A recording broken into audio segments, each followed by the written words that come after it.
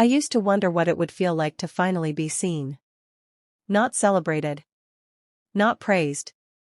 Just simply, seen. Noticed. Acknowledged as someone whose presence in the room actually mattered. I wondered about that for a very long time. My name is Noor. I am the middle child in a family of 5. And if you know anything about middle children, you already understand something about my story before I even begin. We are the ones who fall into the gap. Too old to be the baby. Too young to be taken seriously. Present at every family gathering and somehow still the easiest ones to overlook. I grew up in a house where my older sister Dina was the golden one. Beautiful, confident, socially brilliant. Every room she entered rearranged itself around her. And my younger brother Saad was the cherished youngest.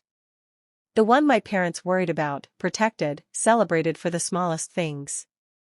And then there was me. I was the quiet one. The reader. The one who sat in corners at family gatherings and observed everything and said little. My relatives would visit and greet Dina warmly and fuss over Saad and then look at me with a slightly uncertain smile like they were trying to remember which one I was. I told myself it did not bother me. I told myself that for years. What I did with all that quietness was work.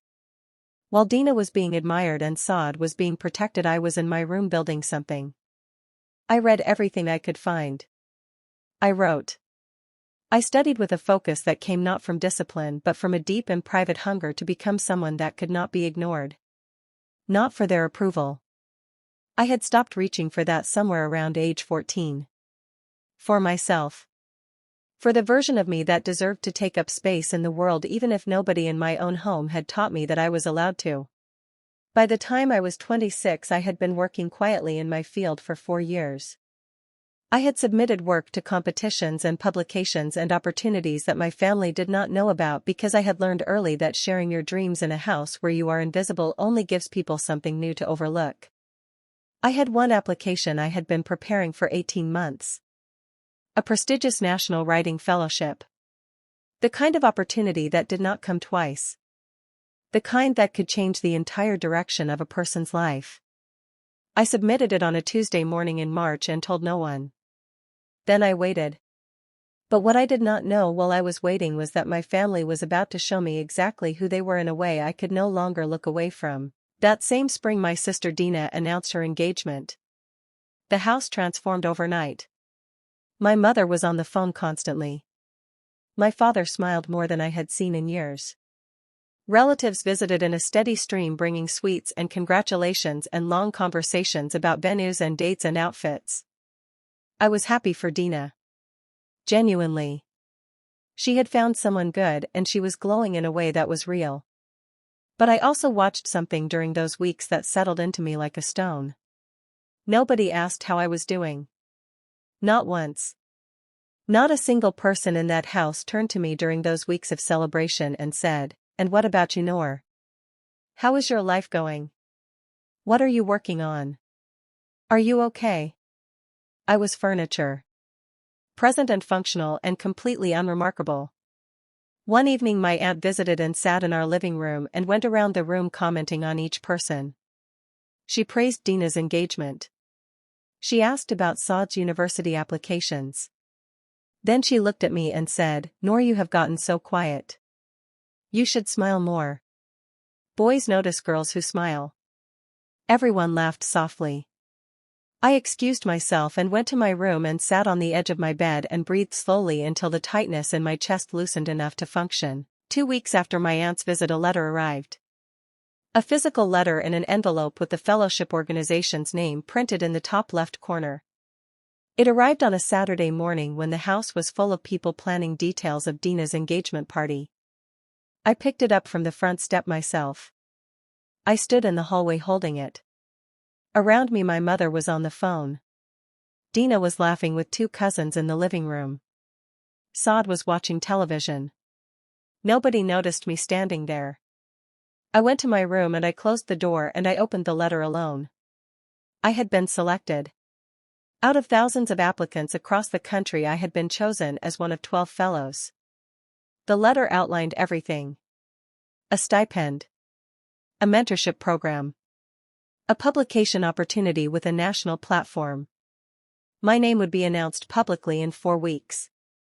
I sat on my bedroom floor and pressed the letter against my chest and cried in complete silence. Not because I was sad. Because I had done this entirely alone. In the gaps between being overlooked. In the quiet hours while the rest of the house revolved around everyone else.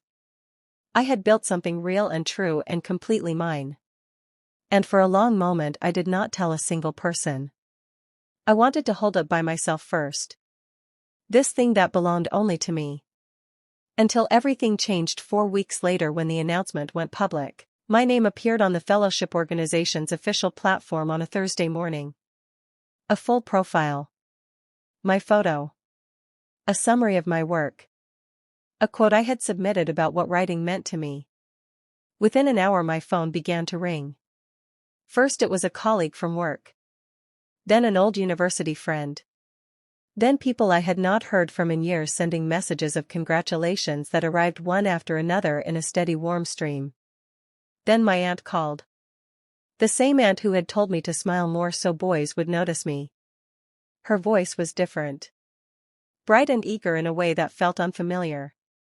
She said she had seen the announcement. That she had no idea I had been doing such important work. That she was telling everyone she knew. I thanked her politely. Then my mother called me downstairs. The living room that had been full of engagement planning energy for weeks was suddenly focused in a different direction. My mother was holding her phone showing my profile to a relative who had stopped by. My father was sitting forward in his chair with an expression I had genuinely never seen directed at me before. He looked proud. He said, "Why did you never tell us you were doing all of this?" I looked at my father for a long moment.